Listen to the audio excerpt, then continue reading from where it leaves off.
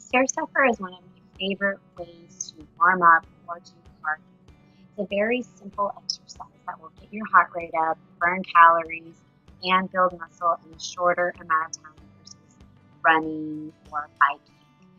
A lot of people think that they can't do the stair stepper if they have bad knees. The actual reality to it is it's great for building that knee strength. Usually when our knees are hurting or we have any kind of knee pain, it's because we did incorrect form or our knees are just so weak that we tweaked it and it simply just needs to be rehabilitated and built back up. So the stair stepper is a great way to do that. The way to prevent from future injury on the stair stepper or stairmaster is just by keeping a cognizant thought on your knee.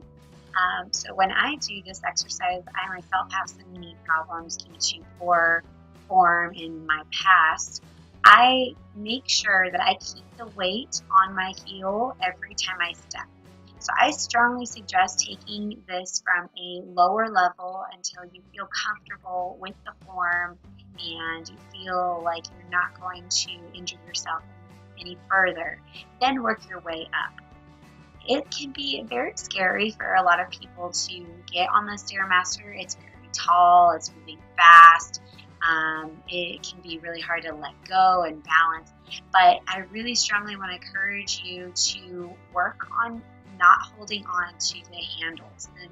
And that's okay if the first couple of times you do it, you don't reach that level, but I would like you to work up towards it. So what I recommend is just using your index finger on each of the handlebars. After you feel comfortable walking forward on the stair stepper, you can start by turning to each side. Here in the video, I am going to my right side, crossing my right leg in front and over my left leg, keeping my hips and upper body completely squared and facing the right side. When you're ready to transition to the other side, you just turn your body towards the front and then you keep turning all the way to the left-hand side. You can see in the video I'm holding on with my right arm. I just was getting a little tired and a little bit shaky. Felt like I needed to hold on. But my left arm is off of the handle, so I'm really still trying to work on that balance. What's going to help with your balance is keeping your core nice and tight. So what I like to repeat to myself is my belly button pulled in all the way to my spine. That helps me remember to keep a nice strong core, also to stand very tall. I also like to think of a string pulling the top of my head up to the ceiling, so I'm growing a little bit taller every time. Balance is extremely important because just like if you were driving a car and you look off to the side because something catches your eye, your car tends to turn and go towards the direction that you were looking. Our body is the exact same way, but our eyes are the steering wheel, not our hands in the example I just gave. So if our eyes are looking down, our body's naturally going to want to bend forward. Same goes for if we're looking to the side or up. So I always recommend keeping the focus up at your eye level, at looking out at a distance.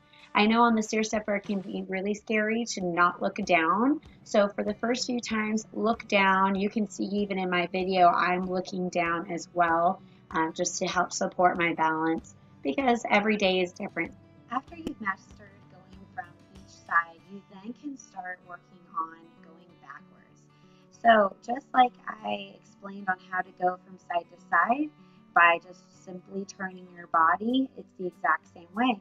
So as you saw there, I turned my body to the left and I had now my hands are bracing myself on the handlebars. This is the one direction that I recommend not holding on. It's just because it's very easy to fall. You're still going to get the same workout if you have your hands out holding on. But the key to this one is you don't want to be standing upright. As you can see in the video, I'm leaning forward, making sure that it's my glutes that are doing all of the work and the tops of my thighs. So having your hands in front of you will help brace you bending forward, hinging at the waist. The key to making sure that your heel doesn't get stuck in the corner, which happens all the time, is I like to touch the ball of my foot, which is right where your toes are connecting to your actual foot.